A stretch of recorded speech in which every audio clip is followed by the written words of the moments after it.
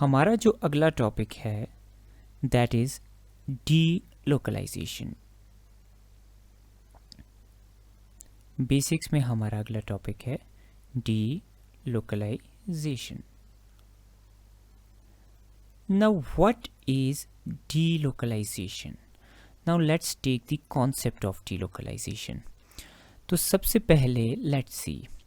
Suppose हमारे पास दो एटम्स हैं A, B और इनके साथ एक और एटम पड़ा हुआ है C. Now let's assume कि A और B ने आपस में बॉन्ड बनाया है यूं। एक इलेक्ट्रॉन ए की तरफ से आया है, एक इलेक्ट्रॉन बी की तरफ से आया है और इन दो इलेक्ट्रॉन्स के आने के बाद ए बी के दरमियान बॉन्ड बन गया है।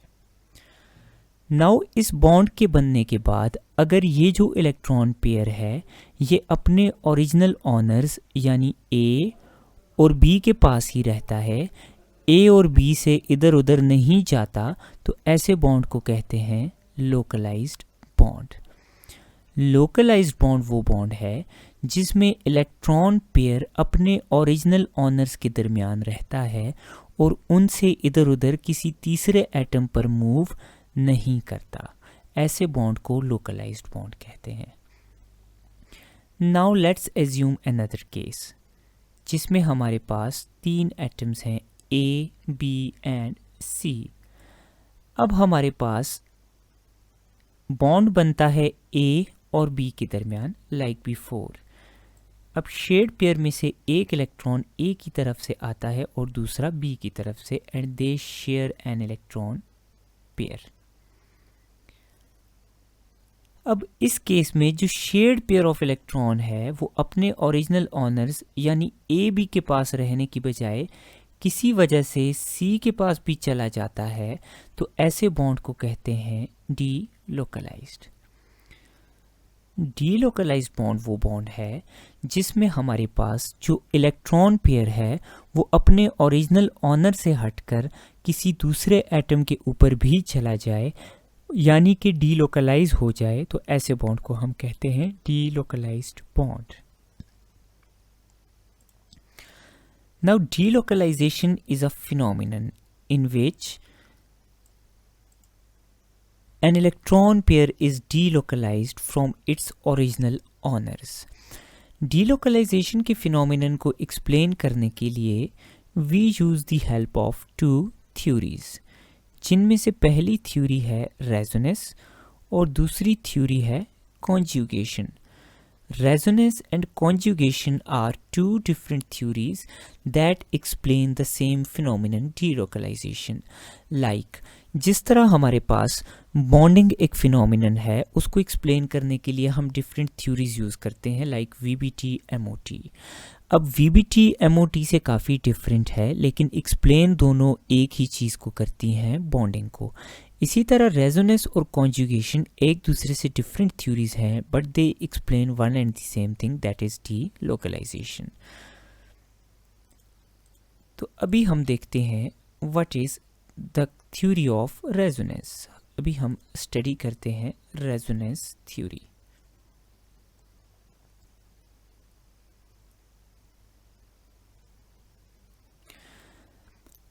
नाउ मैं सपोज करता हूं मेरे पास एक कंपाउंड है ओजोन यानी O3। आई एज्यूम कि ओजोन में मेरे पास तीन ऑक्सीजन मौजूद हैं, oxygen A, oxygen B and oxygen C. Now let's assume कि ऑक्सीजन बी और ऑक्सीजन सी के दरमियान मौजूद है एक डबल बॉन्ड और ऑक्सीजन ए और ऑक्सीजन बी के दरमियान मौजूद है एक कोऑर्डिनेट कोवलेंट बॉन्ड। तो अगर मैं ओजोन का ये लोकलाइज्ड स्ट्रक्चर एज्यूम करूं तो इस स्ट्रक्चर के मुताबिक ऑक्सीजन ए और ऑक्सीजन बी में बॉन्ड सिंगल है, तो इसकी बॉन्ड लेंथ को होना चाहिए greater. Bond length A B will be greater क्योंकि ऑक्सीजन ए और ऑक्सीजन बी में सिंगल बॉन्ड मौजूद है। अब ऑक्सीजन बी और ऑक्सीजन सी में डबल बॉन्ड मौजूद है, so B C bond length will be smaller. तो ऑक्सीजन बी और ऑक्सीजन सी की बॉन्ड लेंथ क्या है? स्मॉलर। जब इस मॉलिक्यूल को देखा गया तो ये पता चला कि हमारे पास एक बॉन्ड लेंथ बड़ी और एक बॉन्ड लेंथ छोटी होने की बजाय हमारे पास दोनों बॉन्ड लेंथ्स क्या थी, इक्वल थी. Both of the bond lengths were equal to each other. So how could we explain this phenomenon? तो इस फिनोमिनन को एक्सप्लेन करने के लिए एक थ्योरी दी गई या एक थ्योरी प्रपोज की गई जिसको कहते हैं रेजोनेंस. अब रेजोनेंस थ्योरी की मदद से डीलोकलाइजेशन को कैसे एक्सप्लेन किया जाता है? रेजोनेंस में हम बनाते हैं दो या दो से ज़्यादा स्ट्रक्चर्स. सपोज कि मैंने एक स्ट्रक्चर बनाया ओजोन का यूं. इस स्ट्रक्चर में ऑक्सीजन ए और बी के दरमियान कोऑर्डिनेट कोवलेंट सिंगल बॉन्ड है और बी और सी के दरमियान डबल बॉन्ड है. मैंने एक और स्ट्रक्चर बनाया इसी मॉलिक्यूल का यूं. अब इस स्ट्रक्चर में ऑक्सीजन ए और ऑक्सीजन बी के दरमियान डबल बॉन्ड है और ऑक्सीजन बी और सी के दरमियान सिंगल बॉन्ड है. यानी पहले स्ट्रक्चर में ए बी में सिंगल और बी सी में डबल, जबकि दूसरे स्ट्रक्चर में ए बी में सिंगल और बी सी में डबल बॉन्ड मौजूद है. तो मैंने दो लोकलाइज्ड स्ट्रक्चर्स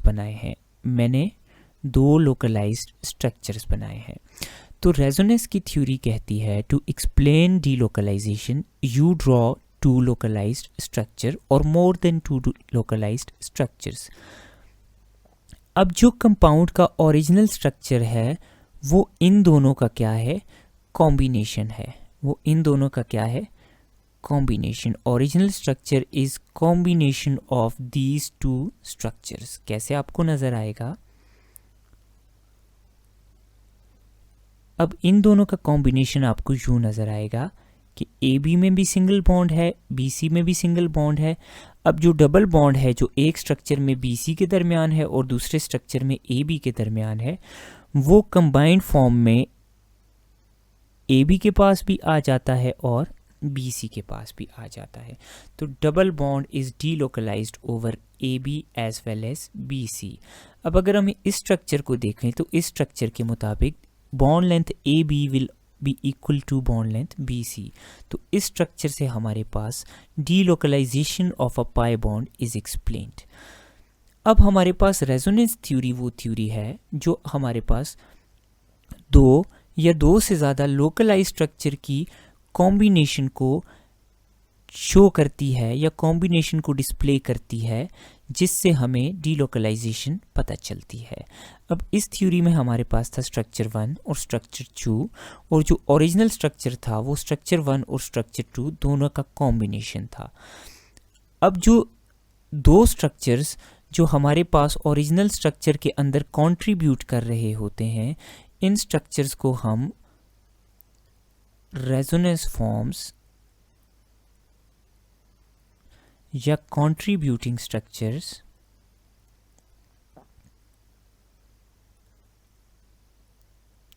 या कैनोनिकल फॉर्म्स कहते हैं. इनके दरमियान हमेशा डबल एरो बनाया जाता है. जिन दो स्ट्रक्चर्स के दरमियान डबल एरो होगा, इट मीन्स कि इन दोनों स्ट्रक्चर्स के दरमियान ये दोनों रेजोनेटिंग स्ट्रक्चर्स हैं, दोनों रेजोनेंस फॉर्म हैं. और जो ओरिजिनल स्ट्रक्चर जो इन रेजोनेंस स्ट्रक्चर की कॉम्बिनेशन होता है उसको हम कहते हैं रेजोनेंस हाइब्रिड.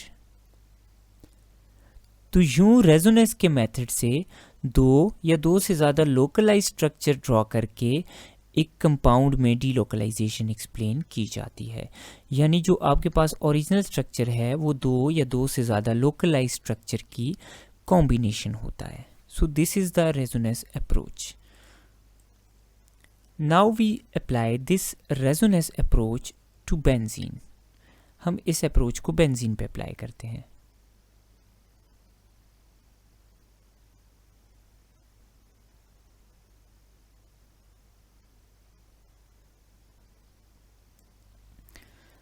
हमारे पास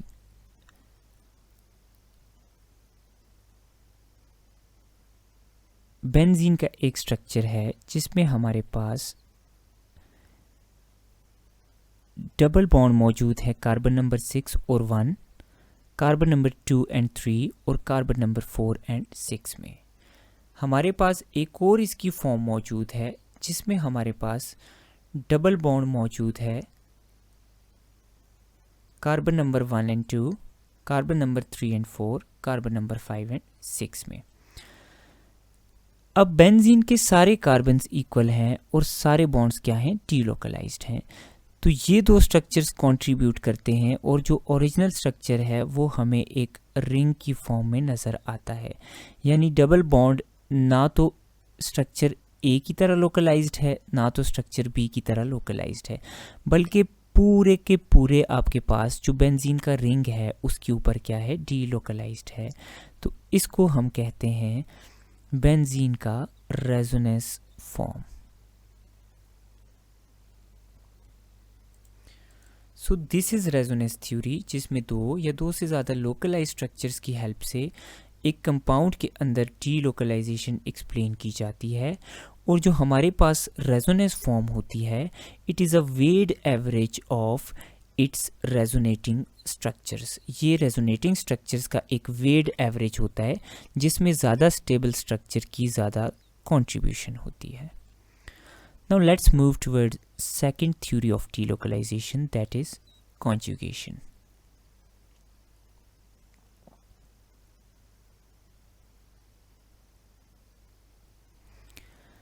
Now, according to the theory of conjugation, delocalization is basically linkage of p orbitals.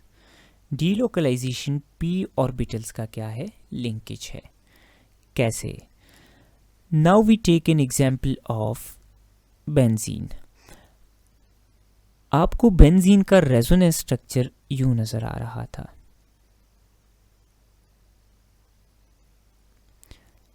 अब हम इसका कॉन्जुगेशन स्ट्रक्चर देखते हैं।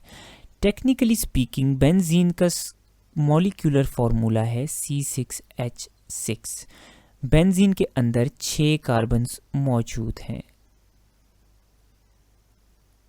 और 6 हाइड्रोजन्स भी मौजूद हैं। So this is sigma bond framework of benzene. अब अगर आप इस फ्रेमवर्क को देखो तो इसके मुताबिक हर कार्बन ने 3 सिंगल बॉन्ड्स बना रखे हैं। सो हर कार्बन की हाइब्रिडाइजेशन होगी हमारे पास sp2, क्योंकि हर कार्बन ने 3 सिंगल बॉन्ड्स बना रखे हैं। और एक p ऑर्बिटल इसमें क्या होगा, अनहाइब्रिडाइज्ड होगा। अब ये p ऑर्बिटल आपको कैसे नज़र आता है, लेट्स सी कि हमें ये p ऑर्बिटल्स कैसे नज़र आते हैं। नाउ अगर मैं बेंजीन के रिंग को हॉरिजॉन्टली बनाऊं तो मुझे ये रिंग यूं नज़र आएगा। अब हर कार्बन के पास एक अनहाइब्रिडाइज्ड p ऑर्बिटल मौजूद है।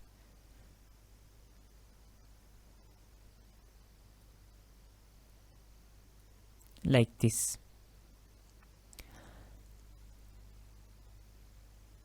अब अगर मैं बेंजीन के रेजोनेंस फॉर्म्स बनाऊं तो एक फॉर्म थी यूं और सेकंड फॉर्म थी यूं।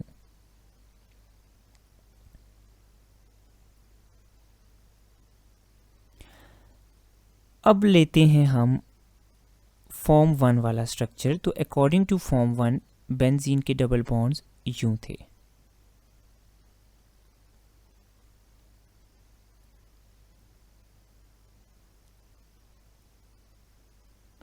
और अकॉर्डिंग टू फॉर्म 2 बेंजीन के डबल बॉन्ड्स यूं हैं।